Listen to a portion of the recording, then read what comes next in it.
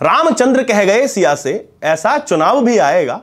समाजवादी कहेगा कृष्ण कृष्ण, आपिया राम राम चिल्लाएगा। हवा में उड़ गए जय श्री राम जैसे बयान देने वाले कुछ सांसद इन दिनों श्री राम जानकी बैठे हैं मेरे सीने में लगातार लूप पर सुन रहे हैं। समाजवादी से लेकर कांग्रेसियों और बसपा से लेकर गुलाटी मार आम आदमी पार्टी तक हर कोई खुद को दूसरे से बड़ा हिंदू हृदय सम्राट दिखाने में लगा हुआ है कि अखिलेश भैया द्वारा लगवाया गया 68 फुट का परशुराम का फरसा 68 दिन भी नहीं टिका और अनावरण के 8 दिनों बाद ही गिर गया। इत्र की सुगंध भी नाक के साथ साथ मस्तिष्क को ऐसा आनंदित कर देती है कि मनुष्य कुछ भी देखने, सुनने और सोचने लगता है। देश में विधानसभा चुनाव चाहे कहीं भी हो, मुख्यमंत्री केवल एक पार्टी का बनता है और वो है शिवसेना।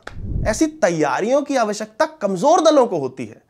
जिस कांग्रेस के पास यशस्वी नेतृत्व हो और 18 वर्ष की लड़कियों को स्कूटी और स्मार्टफोन मुफ्त देने जैसी तेजस्वी योजनाएं हो, उन्हें किसी और तैयारी या राजनीतिक दांवपेच की क्या आवश्यकता। एथिस्ट राम भक्त बन गए हैं, राम भक्त परशुराम भक्तों को खुश करने में लगे हैं, परशुराम भक्तों को खुश करने के प्रयास में विफल हो चुके कृष्ण भक्त बने हुए हैं।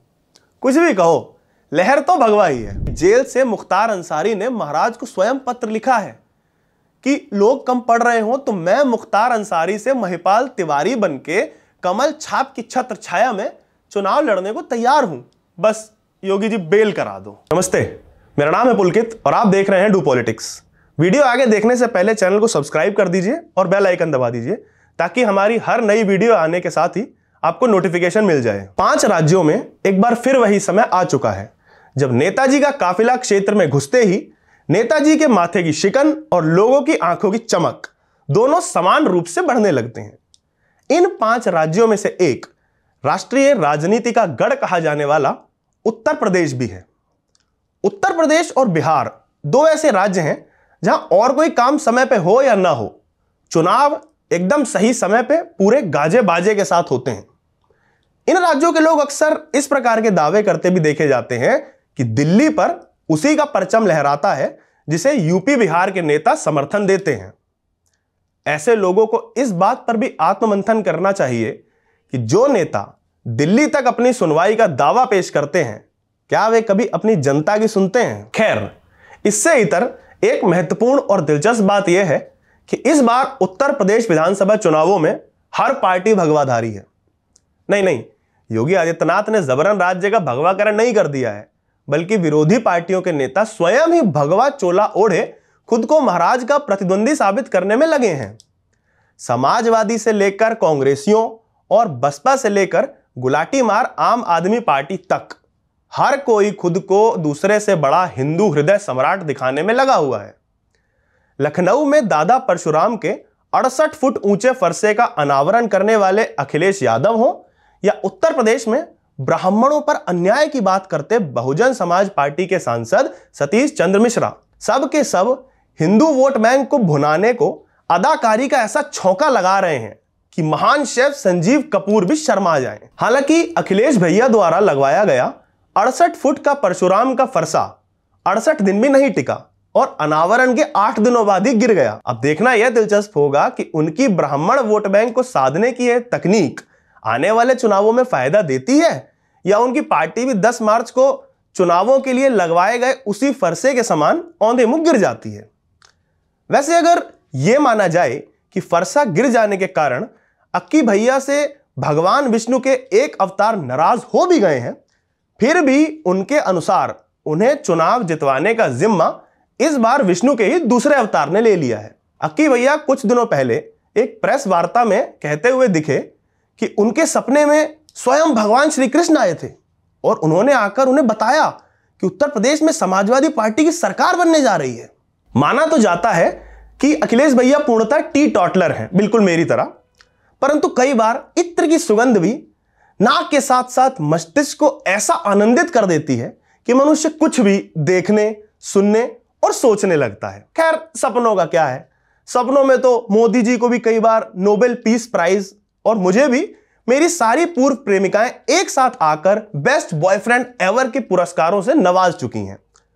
परंतु दिक्कत यह है कि ऐसे सपनों से जब भी आंख खुलती है तो सामने मेरे 12 बजे नींद से उठने के कारण आंखों में निराशा और हाथ में 100 का नोट लिए मेरी मां खड़ी होती है, इस आदेश के साथ कि जाओ राजा बाबू, दही धनिया लाना है। सपने से याद आया, आंदोलन से उपजी परिवारवाद का विरोध और भ्रष्टाचार के विरुद्ध लड़ाई लड़ने वाली एक पार्टी और है, जो उत्तर प्रदेश में सरकार बनाने का स्वप्न देखते हुए इन दिनों राम राम चिल्ला रही है। नहीं, यहां भाजपा की नहीं बल्कि आम आदमी पार्टी की बात हो रही है।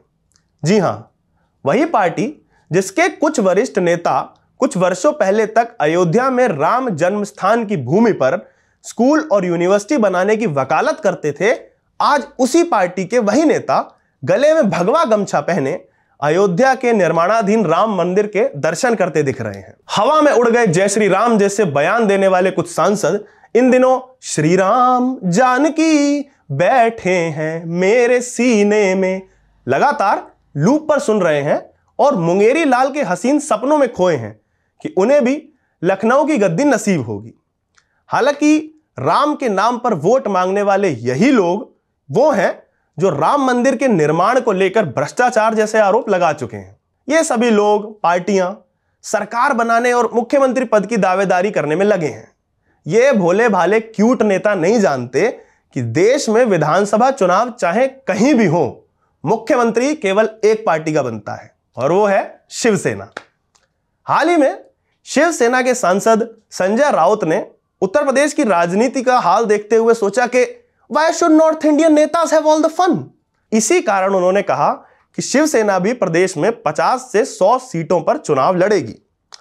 वो उत्तर प्रदेश में लंबे समय से चुनाव लड़ना चाहते थे, परंतु वे भाजपा को ठेस नहीं पहुंचाना चाहते थे। Them feels. रावत साहब के इस कथन से यह तो साफ होता है कि भाजपा और शिवसेना एक अच्छे राजनीतिक गठबंधन का उदाहरण हो या ना हो, वे एक अच्छे #कपल गोल्स या #रिलेशनशिप गोल्स का उदाहरण अवश्य हैं। वैसे अगर रावत जी प्रदेश में प्रचार करने आ ही रहे हैं तो यहां की जनता को उनकी जवाबदेही तो बनती है कि महाराष्ट्र में जिन यूपी बिहार के लोगों को केवल भैये और बिहारी होने के कारण निशाना बनाया जाता है, उनसे शिवसेना किस आधार पर वोट मांगेगी। देश के सभी राज्यों की तरह उत्तर प्रदेश में भी अगर शिवसेना का मुख्यमंत्री बैठता है तो क्या रावत साहब इस बात की गारंटी देते हैं कि मुंबई समेत पूरे महाराष्ट्र में मजदूरी जैसे कामों के लिए गए उत्तर प्रदेश और बिहार के लोगों पर केवल अपनी पहचान के कारण उनका शोषण नहीं होगा, उनकी पिटाई नहीं की जाएगी और अन्य नागरिकों की भांति ही वे वहां सुरक्षित महसूस कर सकेंगे। यह सब तो थी स्वतंत्रता के बाद बने राजनीतिक दलों की बात। अब सवाल उठता है कि देश के सबसे पुराने राजनीतिक दल की उत्तर प्रदेश चुनावों को लेकर कैसी तैयारी है, और इसका जवाब है शेरों के कभी किसी ने मुंह धोए हैं। ऐसी तैयारियों की आवश्यकता कमजोर दलों को होती है। जिस कांग्रेस के पास यशस्वी नेतृत्व हो और 18 वर्ष की लड़कियों को स्कूटी और स्मार्टफोन मुफ्त देने जैसी तेजस्वी योजनाएं हो, उन्हें किसी और तैयारी या राजनीतिक दांव पेच की क्या आवश्यकता।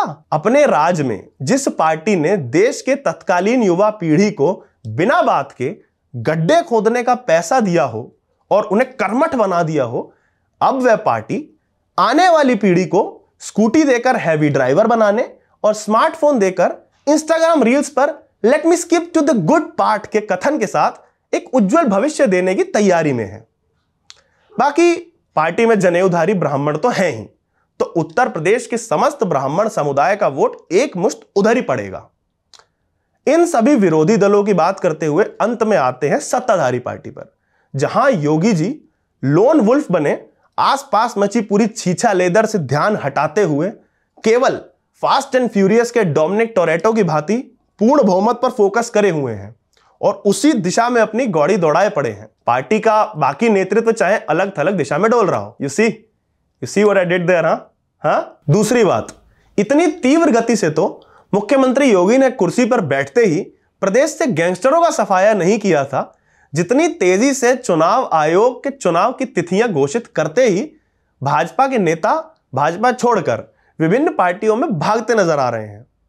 सूत्रों से तो यहां तक खबर आ रही है कि जेल से मुख्तार अंसारी ने महाराज को स्वयं पत्र लिखा है कि लोग कम पढ़ रहे हो तो मैं मुख्तार अंसारी से महिपाल तिवारी बनके कमल छाप की छत्र छाया में चुनाव लड़ने को तैयार हूं, बस योगी जी बेल करा दो।